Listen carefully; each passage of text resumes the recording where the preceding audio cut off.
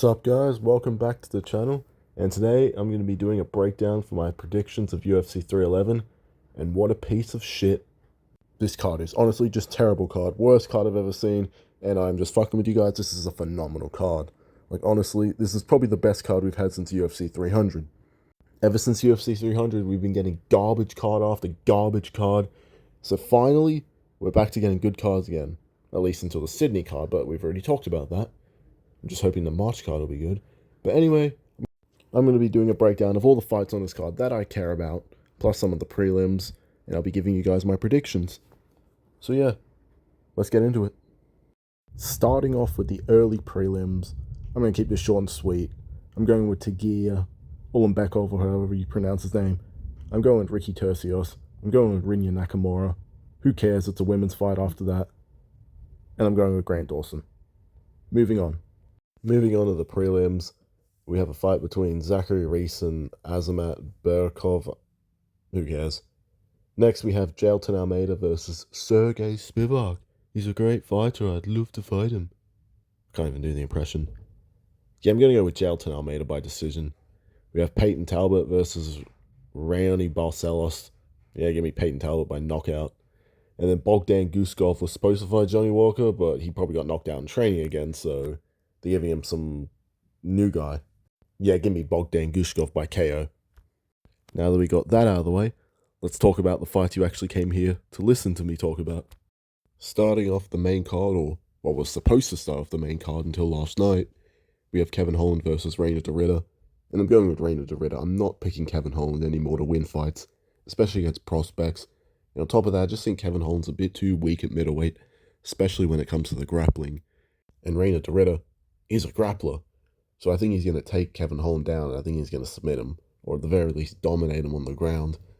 Maybe Kevin Holland catches him because Reina Dorita is a bit sloppy on the feet, but that's a big-ass maybe. And I've learned from the last couple of fights to stop betting on Kevin Holland, because he never pulls through when you need it.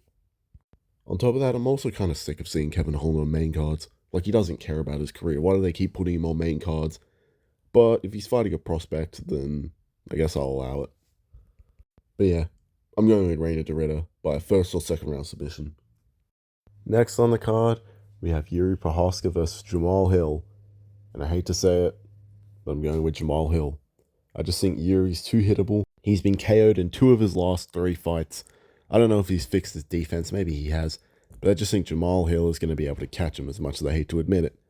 Now, I will admit, this is a pretty 50-50 fight, so there's a chance that I could be wrong. Maybe Yuri can weather the storm, like he did against Rakic, come forward, and just absolutely beat the shit out of Jamal Hill, and we could get a scenario where it looks like George Floyd versus that police officer, but unfortunately, I don't think that's going to happen. I don't think Yuri Prochazka is going to police brutality his way to a victory against Jamal Hill, like Pereira was. So yeah, I'm going with Jamal Hill by TKO in the 2nd or 3rd round. I just think he's going to catch him with that check hook, maybe with a straight left, maybe even a head kick. I could see a head kick or a knee. But yeah, I'm going to go with a TKO or a KO in round 2 or 3.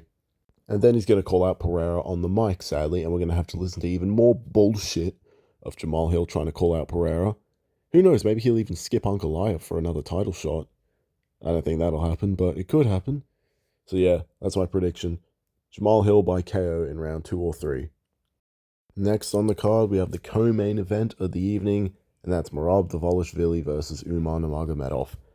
And I wish I could say that Merab's going to go in there and absolutely destroy Umar. And who knows, maybe he could weaponize his cardio. But unfortunately, I just think Umar's going to plot armor his way to victory. Umar's just better everywhere. He's way better on the feet. He's arguably a better grappler. He has more power. He's better at terrorism. Honestly, the only advantage I can really see for Merab is cardio. Like, that's all he has. Maybe durability, because we have seen Merab get dropped by, I can't even remember who his fucking name was. But yeah. I can see this fight being primarily on the feet, and which, if that is, I think it's a sure shot for Umar, because honestly, I don't think Merab's that good on the feet. I mean, he can kind of make it work on the feet, but honestly, I just think he's not that good compared to Umar. If they start wrestling, like once it gets to the grappling, I think things will be interesting. Like, it'll be interesting to see if Umar can take down Merab, or if Merab can take down Umar. And if they get to the ground, can they keep one another there? And can they go for any submissions, any ground and pound? But honestly, if it does go to the ground, I just think either one is going to find a way back to their feet. Like if Merab takes down Umar, I think Umar's going to get back up immediately.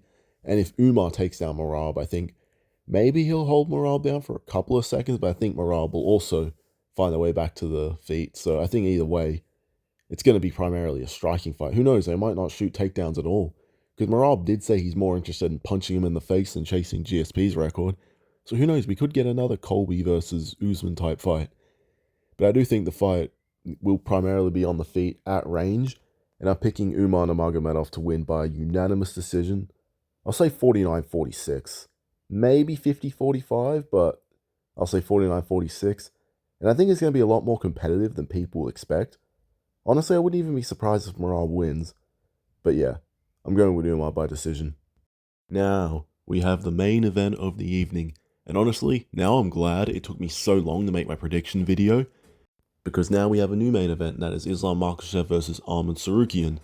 Arman Tsarukyan pulled out of the fight due to a back injury, which honestly, I think he just missed weight or he had a bad weight cut, and that's just, I don't know, a cover story. But yeah, now we're getting Moicano versus Islam. And honestly, I think Moicano's going to win. And I hear what all you guys are saying. But Mum, how can you pick Moicano? Do you really think he's going to win? And the answer is, fuck no.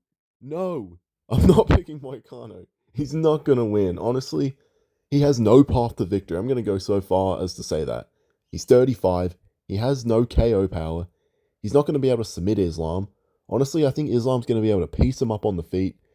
Maybe even get a KO on the feet. If not, I think it's going to be a ground and pound TKO for Islam. I don't really see Islam getting a submission because Moicano is really good on the ground. But I think Islam's going to be able to take him down at will. He's going to piece him up on the feet. Who knows? He might even submit him. But yeah, I'm going with Islam by, I'm going to say a second round TKO. I don't see a path to victory for Moicano. Yes, he's had a good run, but it's not enough to beat Islam.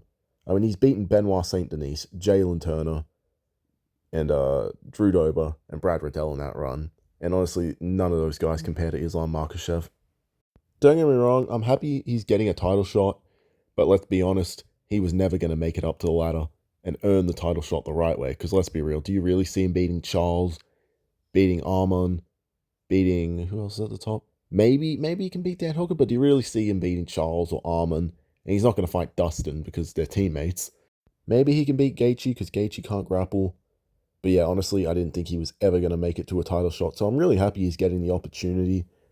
But I don't think it's going to go too well for him. Who knows, maybe he could show out and have a really good fight. But I just don't like that it's on 1 day notice. Maybe if he was scheduled to fight Islam from the beginning, I'd think it would be a more competitive fight. But yeah, I just don't think it's going to go well for him. Plus, you know, Dagestani plot armor. I think it's just going to be a clean sweep for the Dagestanis. I just think combined, they're too strong. Plus, they have Khabib in their corner. But yeah, that was my predictions for UFC 311, which is now Makhachev versus Moicano. Well, thanks guys for watching. Please like, subscribe, hashtag all hail the Marlon Army.